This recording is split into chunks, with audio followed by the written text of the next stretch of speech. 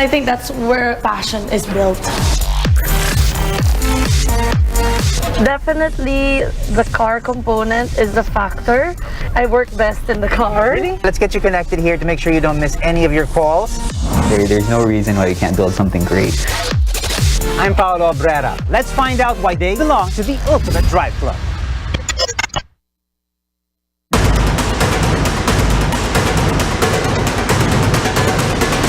Local governments can house patients with mild cases in so-called isolation facilities for now.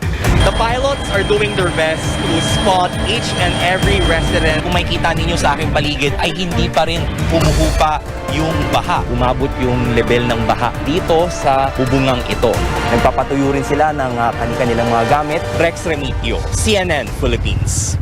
So many questions about what is the federal government doing. Do you get the anger that is out here? How concerned are you about the front line? You don't believe that there's a racial divide here? Looking back, as president, did you tell the story of race in America enough, do you think? All the places I've been and all the things I've seen, all the people I've talked to, I carry with me. They're a part of what I do right here, holding the powerful accountable, keeping them honest. AC 360, Tuesday through Saturday only on CNN. We're back. Hell yeah! I take it very, very seriously. This week on Hollywood Express. F9 is already a record breaker. It's very humbling to watch them and be able to take advice from them. A magical reunion is in the works. Ako si Ruth Cabal. Ito ang Newsroom ngayon. Balita at serbisyo para sa Pilipino. Sinabi na rin ng gobyerno na kailangang paigtingin ang contact tracing. Maraming buhay ang nawala sa pananalasa ng sunod-sunod na bagyo. Usapan natin yan kasama si Education Undersecretary Diosdado San Antonio. Lulunsad bukas ang Green EDSA Movement. Ika nga, if you can't pay it back, pay it forward sa pagtatayo ng isang community pantry. Narito mabilis sa pasada ng mga balitang dapat niyong malaman. Ito ang Newsroom ngayon. Mission accomplished. Four Gilas Pilipinas claimed their first win in the FIBA Asian Cup. Tapos ngayon, nandito ako para manalo.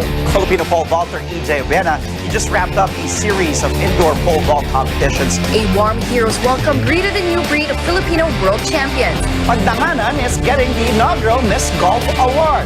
The PBA has announced it is considering creating a bubble for the resumption of its 45th season.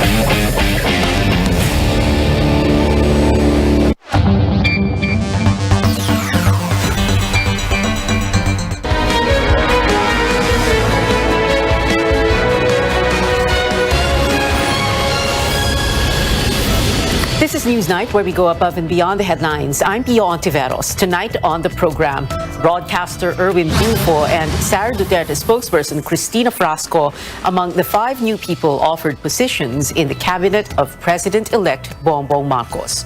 Research experts note an uptick in COVID-19 cases in the capital region for the second straight week as the Education Department expects full implementation of face-to-face classes in the coming school year. And Pinoy talent shines on the international stage. Filipino actors and producers play a big role in the winning movies at this year's Cannes Film Festival.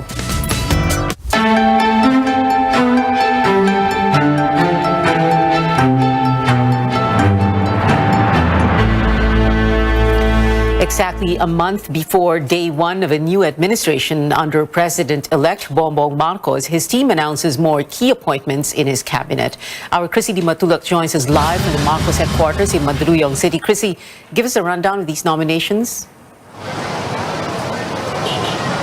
Yes, Pia, new names yet familiar faces as 5 more nominees were announced as Secretary-designates of the various departments of the incoming administration of President-elect Ferdinand Bongbong Marcos. The nominees are familiar because they are known in their respective fields. Nominated for cabinet positions are former Manila Representative Maria Zenaida Angping for Secretary of Presidential Management Staff, Liloan Cebu Mayor Cristina Frasco for Tourism Secretary, Bangko Sentral Assistant Governor Amena Pangandaman as Budget Secretary, IT law expert Ivan John Uy for the ICT, and journalist Erwin Tulfo for the SWD Secretary.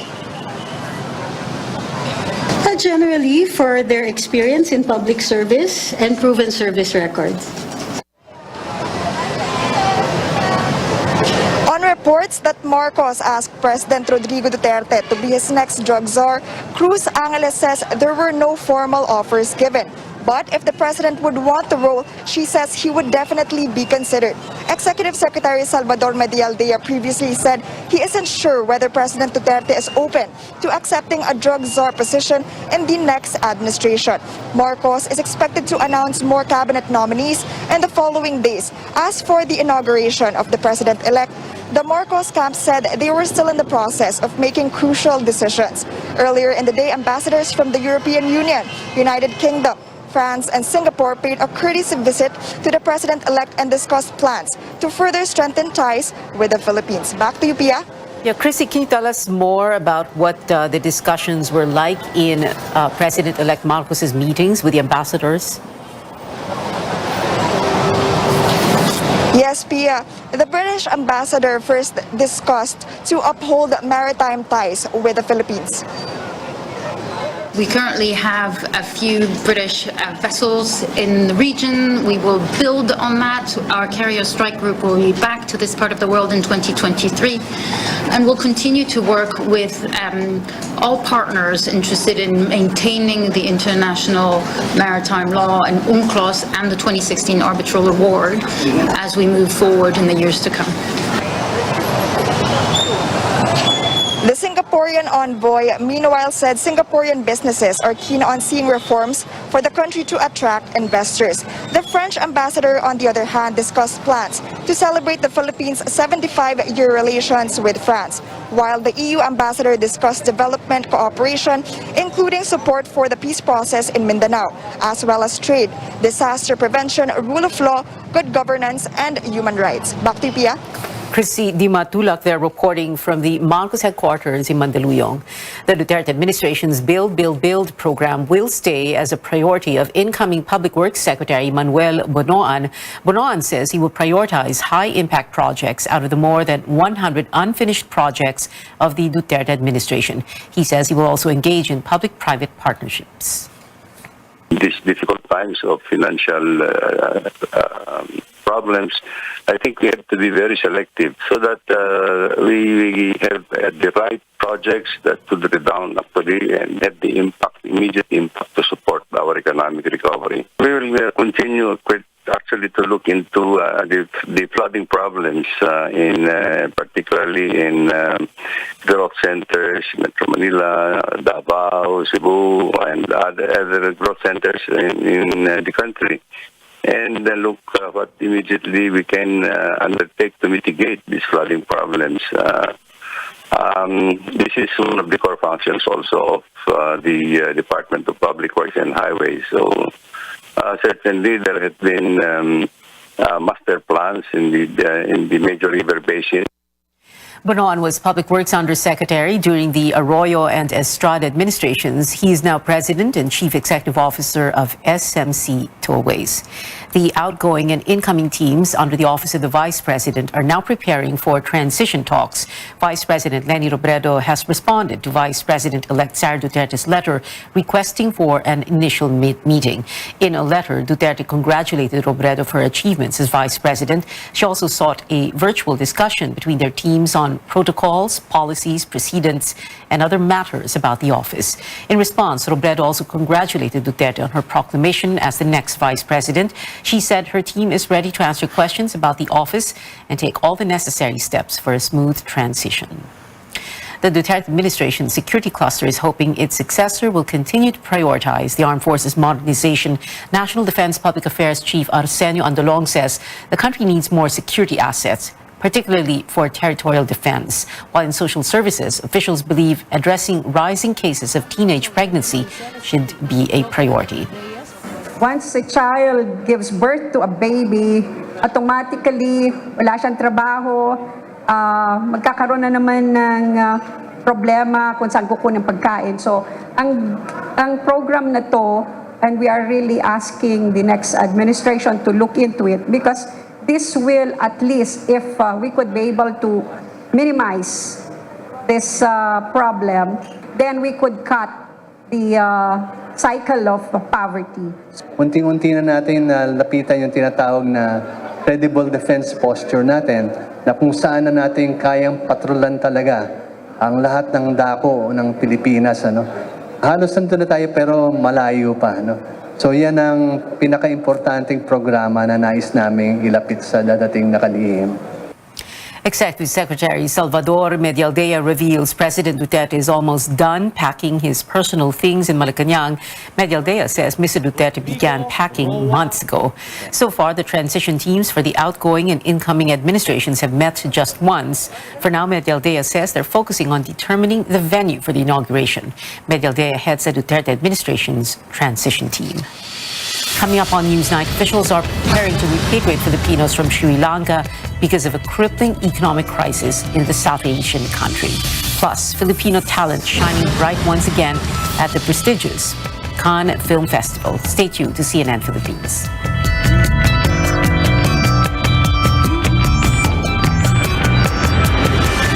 Land Bank has always believed that in this country, we have to dream big.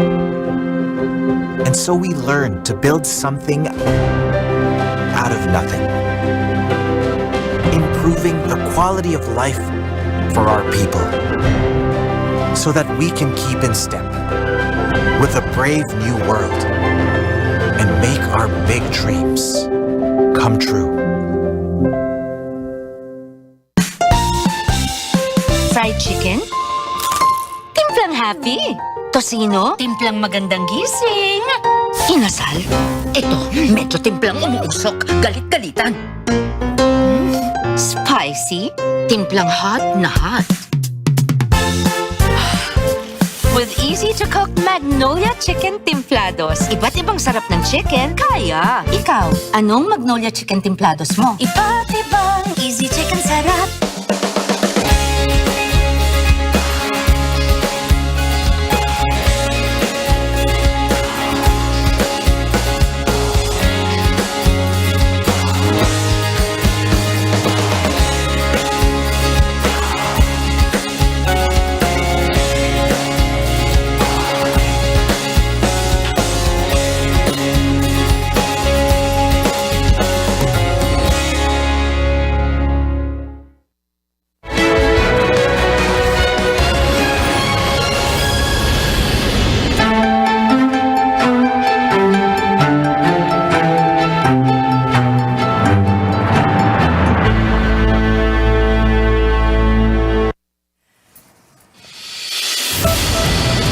Welcome back to Newsnight. Back to our top story. The team of President-elect Bongbong Marcos names more key appointments in his incoming cabinet. Broadcaster Erwin Tulfo will become Social Welfare Secretary.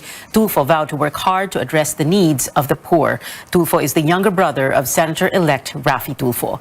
The Tourism Department welcomes the appointment of Liloan Cebu Mayor Cristina Frasco as its new secretary. The DOT says it is ready to brief Frasco on some of the agency's COVID recovery programs during the turnover.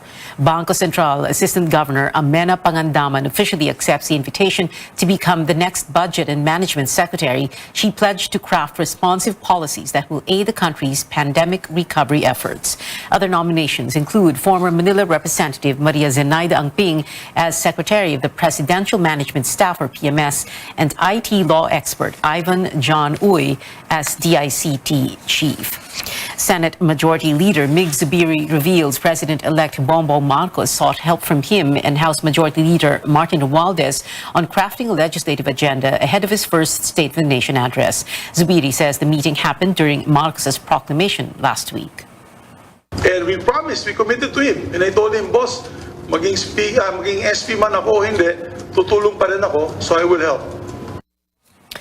While Romualdez has emerged to be the next Speaker of the House, it is a tight race at the Senate. Zubiri, Cheese Escudero, and Win Gatchalian are gunning for the top post. Asked if their meeting means he has gained Marcos's endorsement, Zubiri said he does not want to sound presumptuous, but he sees the Senate presidency as a race between him and Cynthia Villar.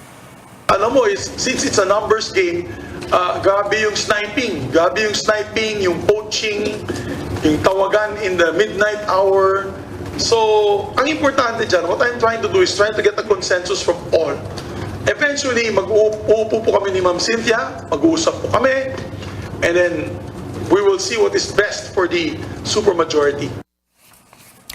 5 appointees of outgoing President Duterte face a possible bypass by the Commission on Appointments with their confirmation hearings reset yet again. The appointees are COMELEC Chairman Saidamen Pangarungan and Commissioners George Garcia and Amy Neri, Civil Service Commission Chairman Carlo Nograles, and Commission on Audit Chairperson Rizalina Hustol. Senate Majority Leader Mig Zubiri floated the idea of giving President-elect Bongbong Marcos a free hand to choose officials of these constitutional bodies.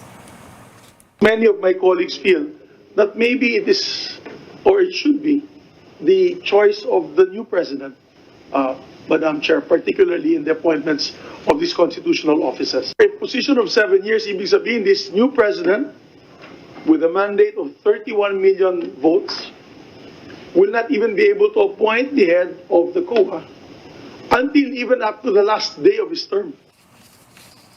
The Senator Coco Pimentel says each appointee should be considered on a case-to-case basis. The CA received 1 formal complaint each for Garcia and Neri and 3 against Pangarungan. Senator Franklin Drilon says he will ask questions of Neri about her supposed deal involving, allegedly, a drug lord.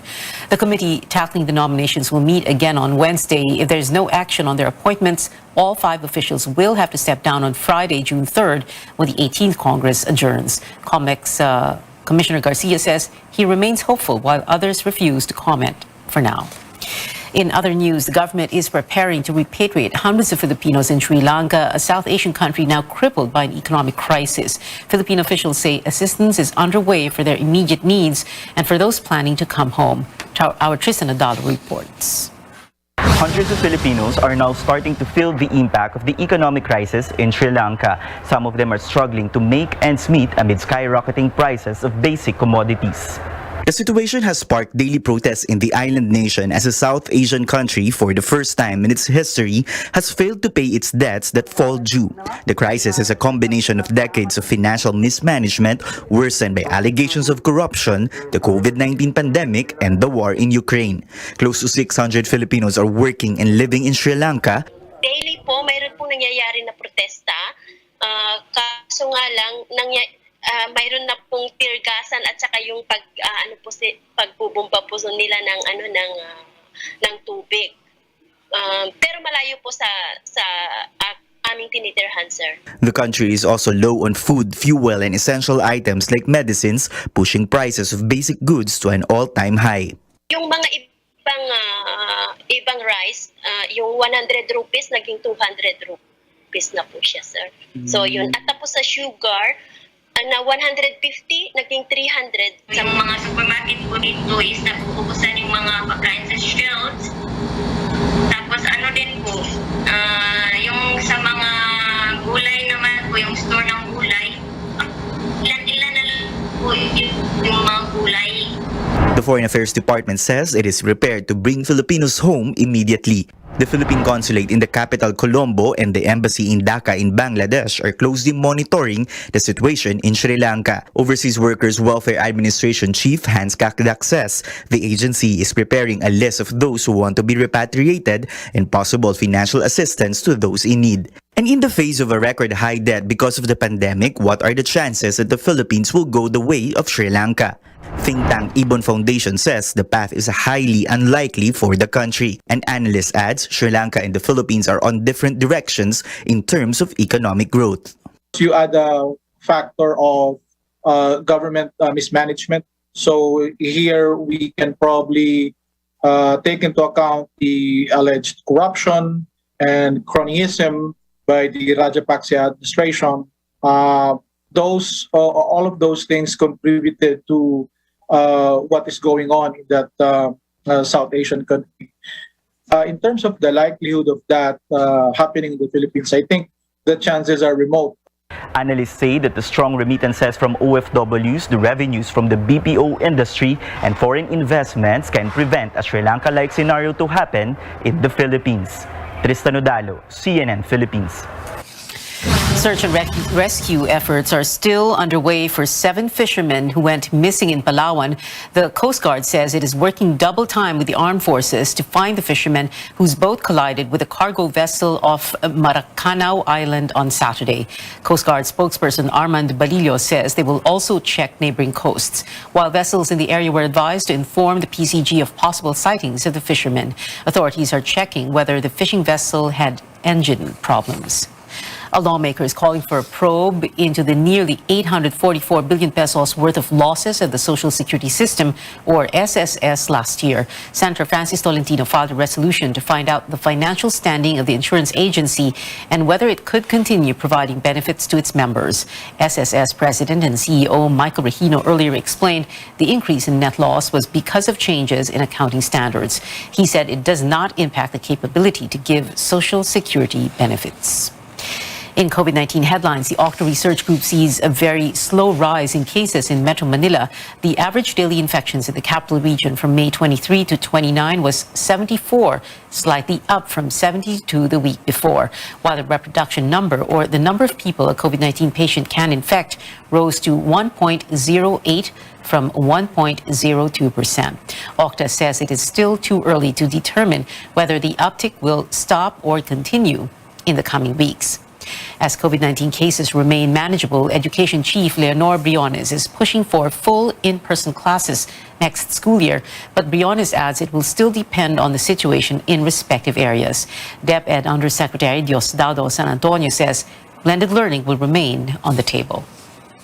Hinihikayat na natin ang lahat ng paaralan na magsagawa ng face-to-face classes, pero tinitingnan po namin na blended, may face-to-face na mga araw at may araw na papayagan na nasa mga bahay pa rin natututo ang mga bata. Pero hanggat po, pag pinayagan na po tayo ng IATF na ang lahat ng paaralan ay magkaroon ng face-to-face classes, mga ilang araw, bawat linggo, ay iyan na po ay isusulong ng kagawaran ng edukasyon.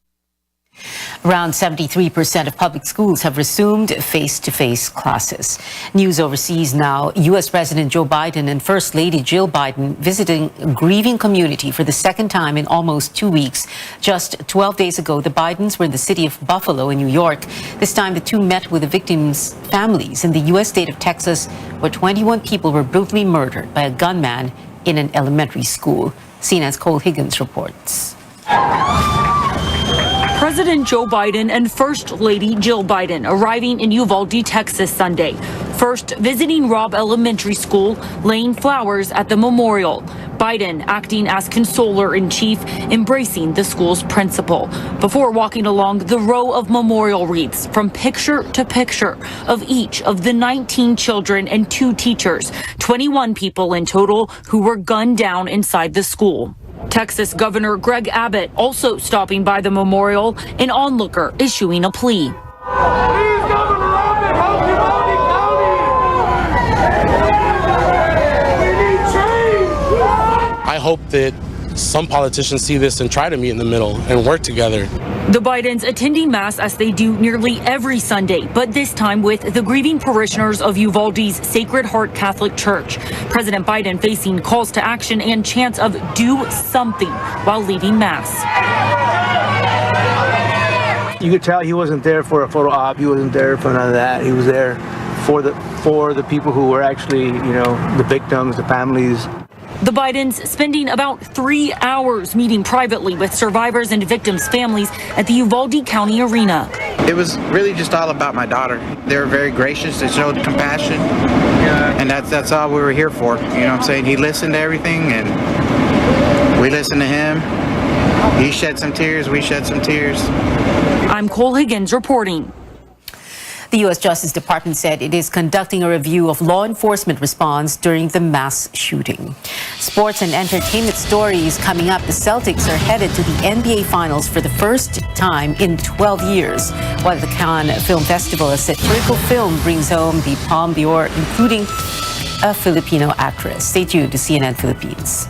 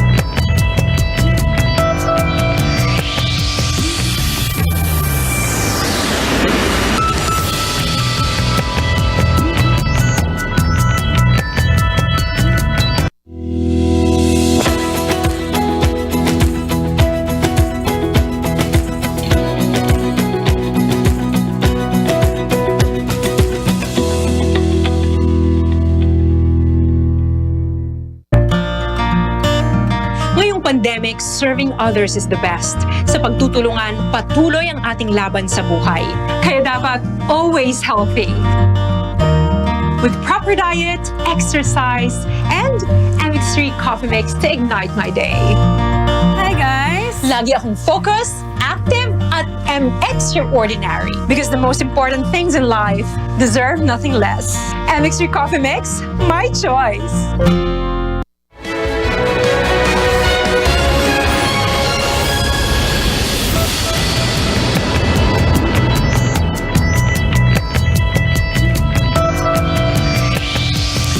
You're watching CNN Philippines. Get ready for a Celtics versus Warriors showdown in the NBA Finals. The Boston Celtics won the Eastern Conference Finals, defeating the Miami Heat in Game 7, 100-96. This is the first time in 12 years that Boston will enter the championship round. The Celtics' top scorer of the night, Jason Tatum, was named the first Larry Bird East Conference Finals MVP. The best-of-7 final series between Golden State and Boston begins Friday, 9 a.m.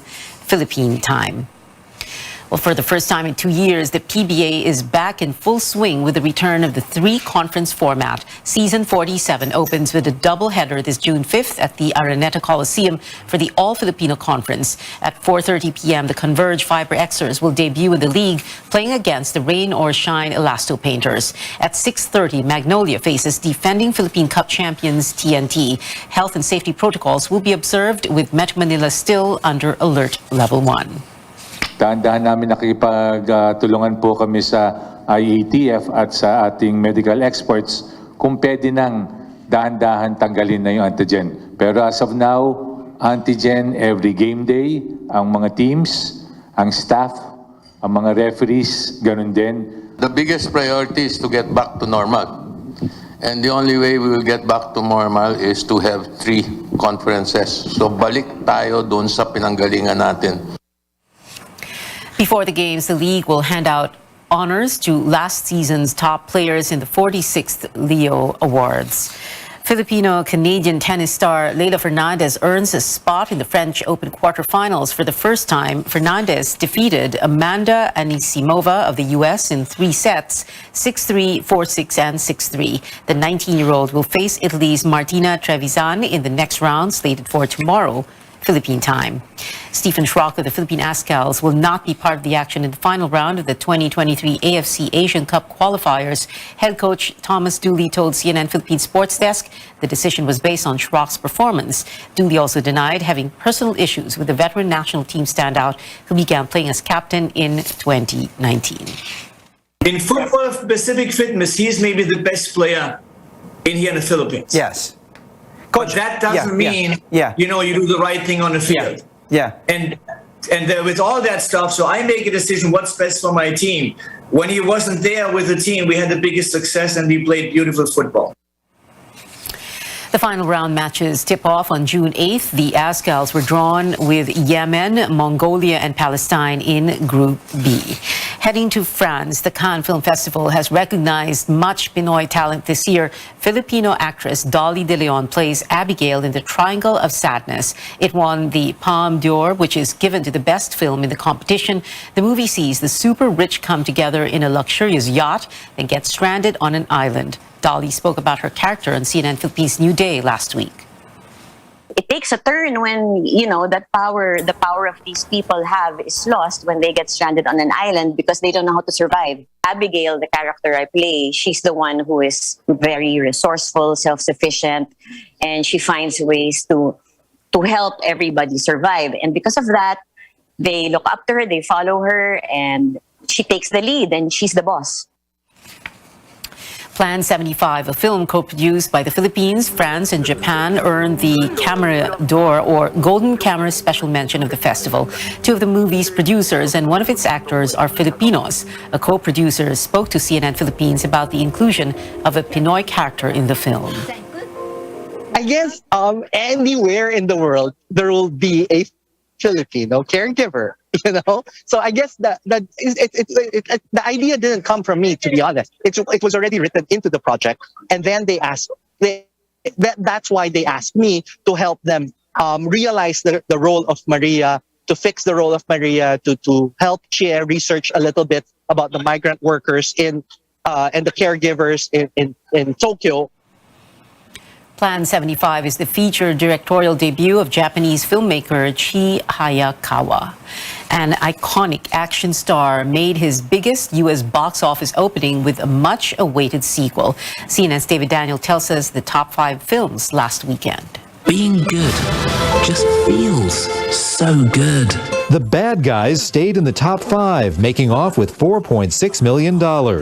Downton Abbey: A New Era fell to 4th on ticket sales of $5.9 million. I'm making an instrument out of spoons and a napkin holder and dreams and magic. The Bob's Burgers movie began its run by cooking up $15 million for a third-place debut. Doctor Strange in the Multiverse of Madness fell to 2nd with $16.4 million for a domestic total of $375 million, the most of any film released in 2022 so far. Your instructor is one of the finest pilots this program has ever produced. Tom Cruise and Top Gun Maverick had all the right moves. The long-awaited sequel zoomed off with $124 million in its first 3 days. Record debuts for Cruise and for Memorial Day weekend. In Hollywood, I'm David Daniel. And that is it for now. Join me again on news.ph at 7 p.m. I'm Pia Ontiveros for Newsnight, where we go above and beyond the headlines.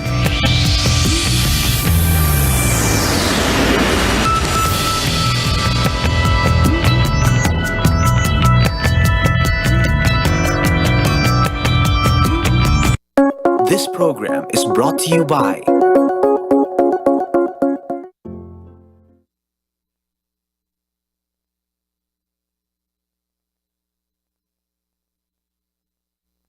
DYKB Radio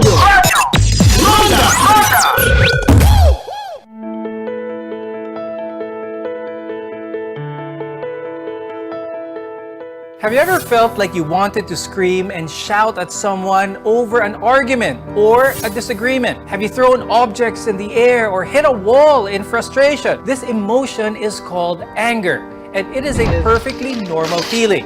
It alerts us to the fact that we have been wrong and motivates us to respond to a perceived threat. But anger becomes a problem when we can't control it, and it controls us instead. Today, we talk about anger management. I'm Dr. Freddy Gomez, and you're watching MedTalk Health Talk on CNN Philippines.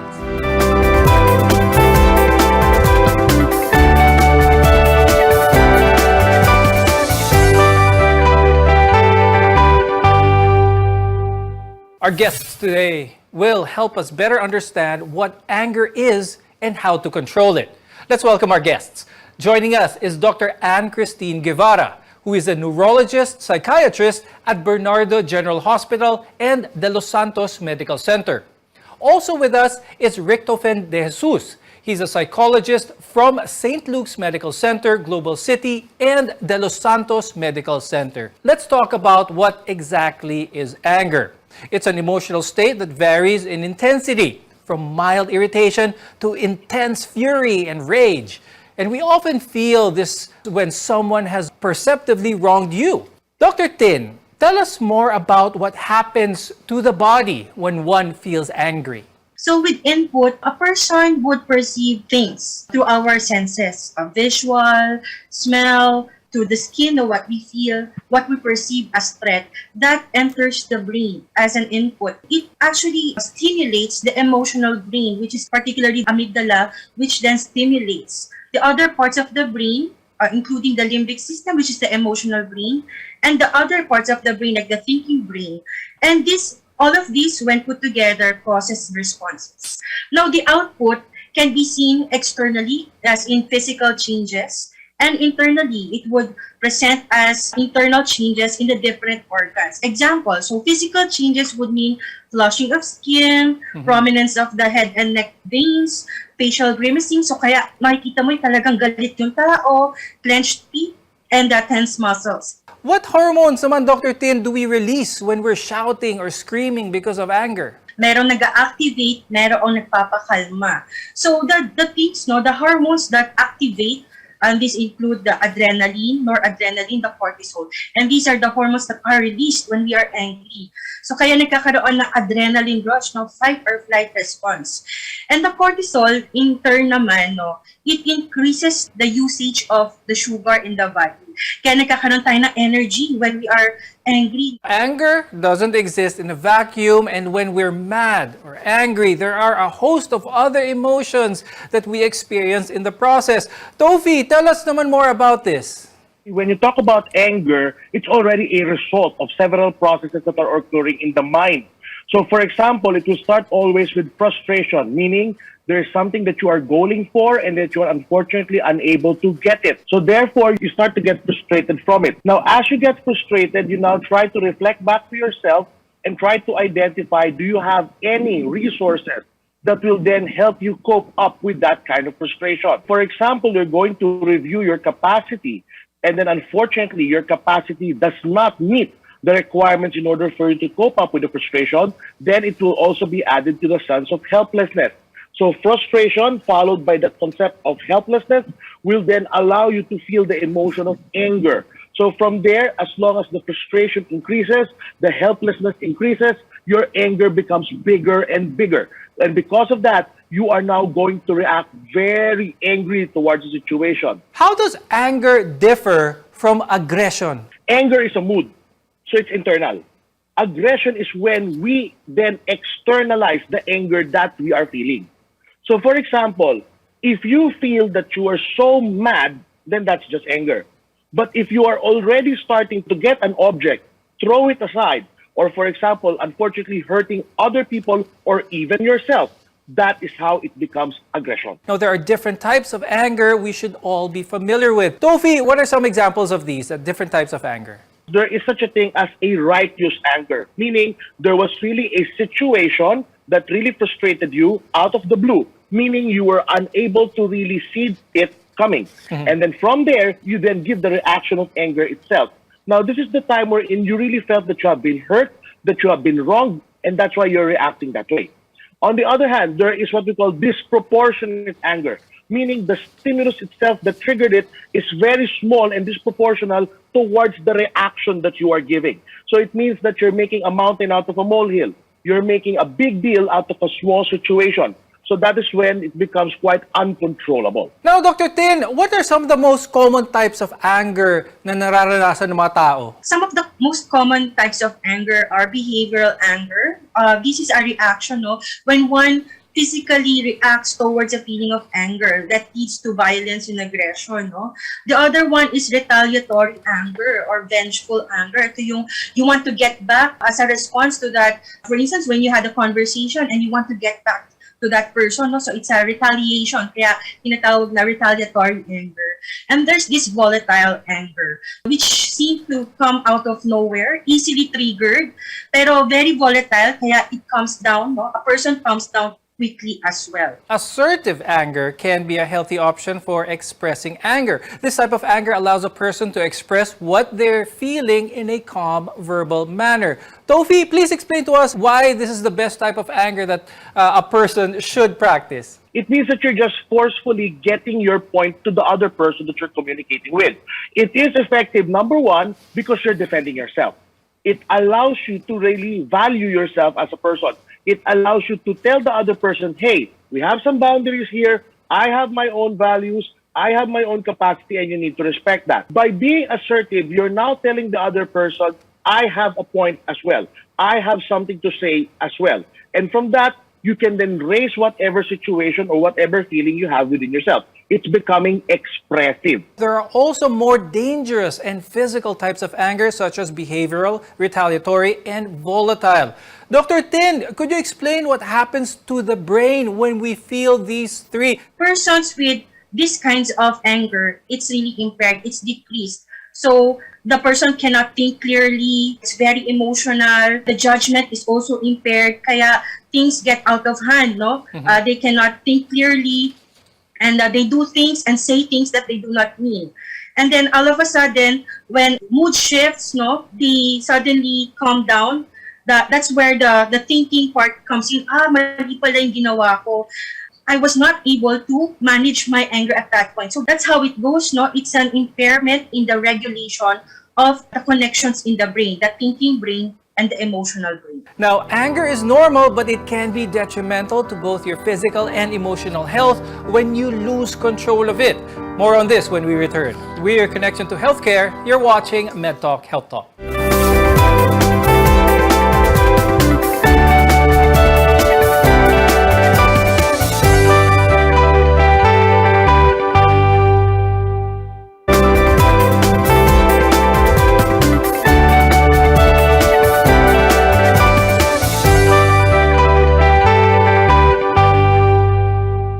There are many causes of anger, ranging from external to internal influences. But whatever the cause, managing your anger is more important. I'm Dr. Freddy Gomez, and you're watching MedTalk Health Talk. We're together in health. Any person or event can make you angry. Now, there are many reasons why one might get angry. Let's go into the causes of the more common types of anger, which are chronic, self-abusive, and verbal. Now, these types can affect a person at home or in the workplace. Tofi, can you tell us more about the possible causes of anger? There are some people who could not really tolerate things that are not going their way. So that's the first one. You get angry because whenever things are not going as smoothly as you're expecting them to be, you get angry. Another cause of anger is that it became reinforcing for you across time.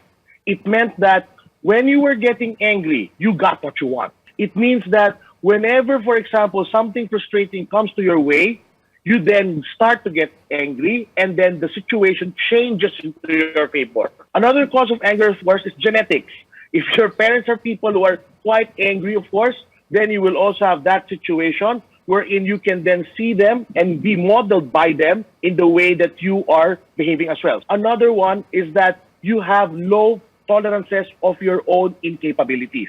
So they usually blame themselves for things that are not supposed to be blamed about, and their attribution is a little bit off. And because of that, their reaction is usually an angry emotion. Sometimes we use anger to replace other emotions we'd rather not deal with, such as emotional pain, fear, loneliness, or even loss. Tofi, can you explain to us why this happens naman? Actually, as a defense mechanism, we have what we call reaction formation.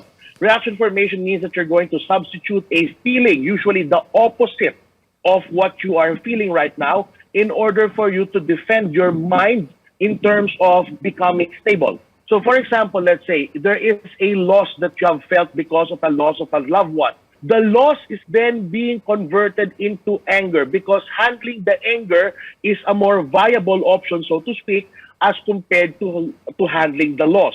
So what happens now is that the person, instead of feeling sad, instead of feeling in touch with that real emotion, will then choose to get angry instead. Is anger a normal process in trying to grieve for a loss? Actually, it's form of the DABDA: denial, anger, bargaining, depression, and acceptance.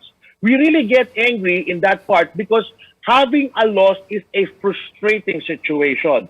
It is something that we do not want, and yet we have to accept it. You will really have that level of anger. However, it is something that you have to go through. By being angry, it means that you're just releasing frustrations that have not been processed with you. The point there is that not to remain angry. Anger can also be a symptom or response to a medical condition. It can be a symptom of depression, ADHD, substance abuse, or even bipolar disorder. Dr. Tin, let's talk about this. Why do these disorders trigger anger? In depression, anger is actually internalized and externalized. So when we say internalized anger, the person would feel low mood, hopelessness, would have crying spells, and suicidal thoughts. So they're easily triggered by the circumstances in their lives. And sometimes it can also be biological, as in chronic kind of stress. So chronic kind of stress causes dysthymia or low mood for a long time. And this lowers their threshold in coping with certain life situations. So they internalize that anger and turn towards themselves. Now in ADHD, we know that the key points in ADHD is inattention and impulsiveness. So there is a misunderstanding most of the time because of the lack of attention to details. The person cannot understand fully or cannot fully focus on that situation. There will be shifting of moods and thinking and focus. And because of that, no, it causes some conflicts. Another example would be adults with ADHD who usually present with lack of direction. And all of these, no, causes frustration, disappointment on the part of the patient. And again, no, the anger then turns towards the self. Can a person who's really angry be at risk of, say, a heart attack or stroke? When one is angry, again, we stimulate the sympathetic system, the adrenaline rush, no, that it would cause increase in blood pressure, increase in heart rate. Vasomotor responses would be more of differences in the caliber of our blood vessels, so whether it will constrict or dilate. And there's also the release of inflammatory markers, which causes clotting. So if we will discuss this in the context of, for instance, heart attack, so kapag tumaas ang blood pressure, it would cause stress on the heart. It can also cause arrhythmias or a dysregulation of the heart rate. No? Mag-iiba yung heart rate. Some people are actually more prone to anger than others. Dr. Tin, what are the parts in the brain that are different in a person who is quick to anger versus a person who is not? Both nature and nurture factor in on how people respond to certain situations and causes angry outbursts. No? And the nature part is the environment, how the patient or the person has been reared. And the biological aspect is the genetic part. Now, the wirings in the brain is very important. That's why other people, like the type A personalities, are more prone to angry outbursts. No? The parasympathetic system, which releases the acetylcholine, is known to be quite higher in the people who don't get angry easily as compared to those who are quick to anger. Also, the connectivity in the brain. So, neuroimaging studies would say that there's better connectivity in those who are calm and collected in the face of stressful situations, because the thinking brain can manage the emotional brain during those times. Now, you can't get rid or avoid the things that anger you, but you can learn to control your reaction to them. When we return, we'll give you tips on how to best manage your temper. Your health is our mission. This is MedTalk Health Talk.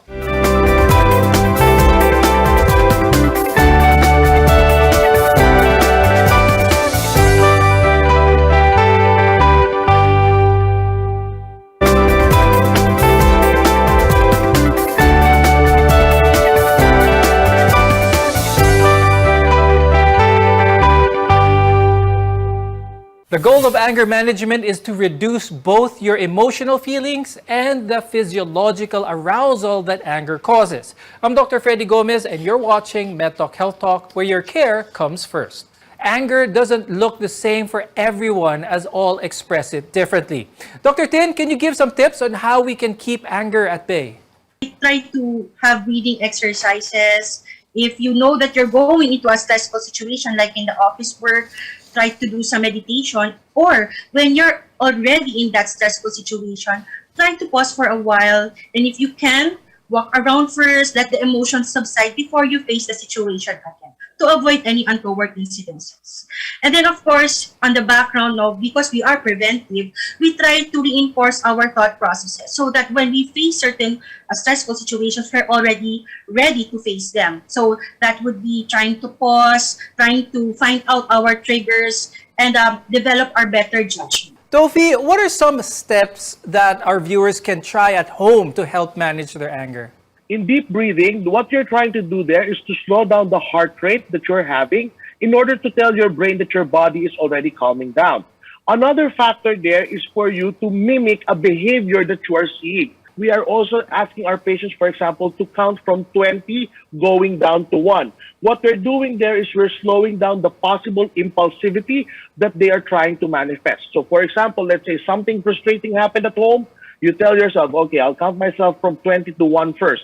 And then by doing so, you are now preventing your brain to become very impulsive and very intense. For those people who have inward anger, particularly those, for example, who really hate a lot of who they are, we usually let them have a certain reflection. There are certain reflection exercises, gratitude exercises, and self-calming exercises. The main goal of those activities is to allow you to have a peaceful reconciliation with your limitations. It allows you to understand that even though you are limited and flawed, it doesn't necessarily define you as a person. And by doing so, by being reconciled with who you are, you will then have a better outlook of yourself and of other people as well. Dr. Tin, what are some signs that one should already seek help from a professional with regards to their anger? When your emotions or your angry outbursts already disrupts your daily routine, affecting your relationships and your work, maybe you should consider that. Second would be when people are starting to notice, and they give constructive criticisms, listen to these people,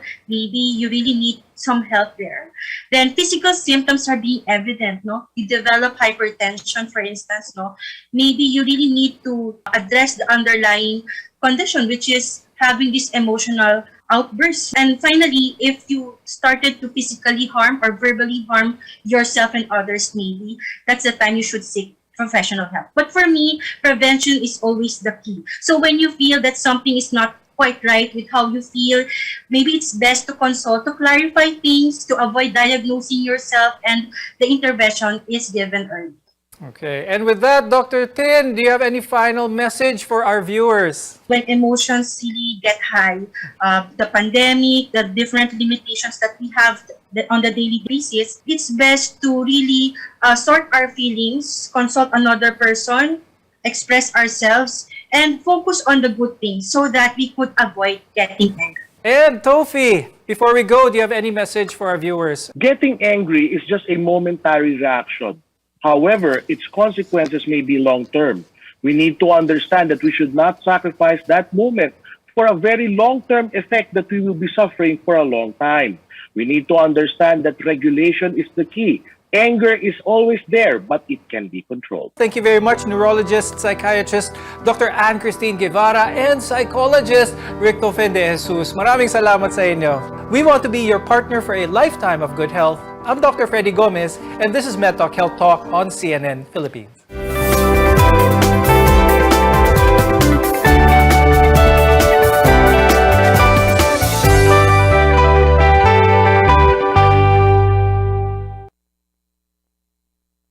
DYKB Radio.